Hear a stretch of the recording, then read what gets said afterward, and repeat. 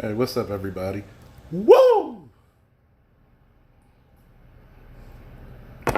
Start this conversation off with a little Martell Blue Swift.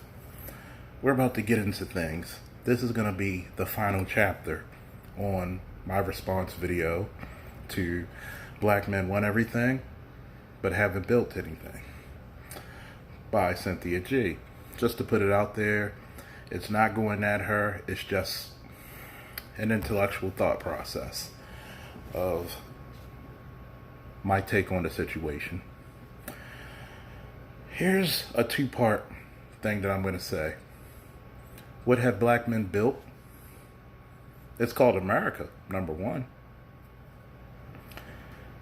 What area of expertise when it comes to scientific, law enforcement, psychology, social studies, history, and everyday living haven't one black hand touched, especially in the realm of black men? 20 inventors of the last 100 years, they say, from the Atlantic Black Star. Lewis Latimer, the carbonite filler for the electric bulb. A lot of people don't know this. He was actually the chief engineer of Alexander Graham Bell, sued Alexander Graham Bell, and won all his royalties and his patents. Otis Boykins, the artificial pacemaker control unit. Shall we go on? Of course we are. Henry Brown, the modern day fireproof safe.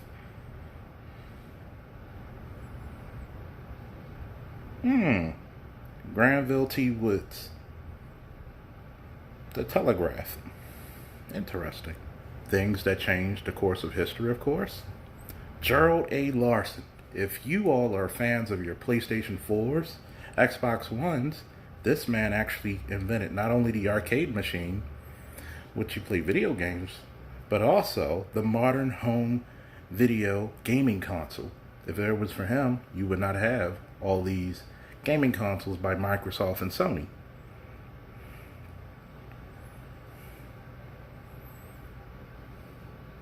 Mark Hanna, 3D graphic technology used in films.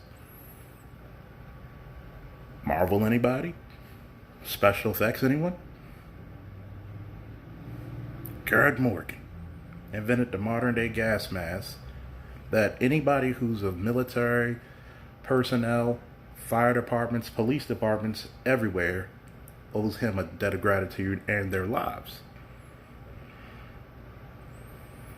The hits are going to keep on coming. Lonnie Johnson invented the Super Soaker. And by the way, he also was a developer at NASA for thermoelectronic energy and technological units. George E. Acorn invented the image X-ray spectrometer.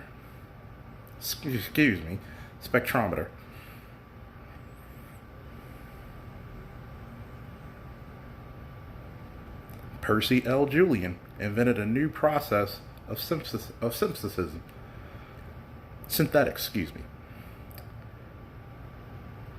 Hey, Frederick M. Jones, mobile refrigeration.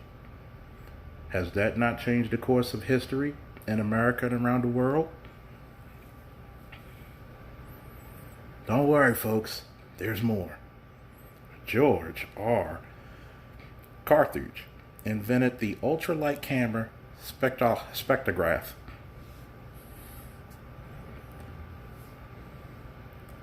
Charles Richard Drew, enough said, the blood bank and plasma splitting. Oddly enough, one of the black men who died because he went to a white hospital and they refused to give him the invention that he created to save others' lives that cost him his own. Alexander Miles, the modern day elevator design. How many people take elevators? James E. West invented the electroacoustic transducer electric microphone. You wouldn't have music, would you? On the level that it is now without a damn mic, would you?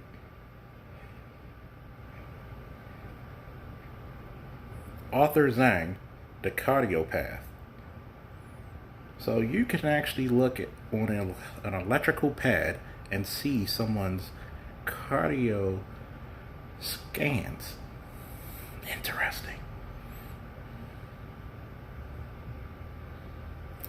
The point that I get at saying all this is black men have built many for the community and the world as a whole. You cannot go around here stating untrue things about black men do not build.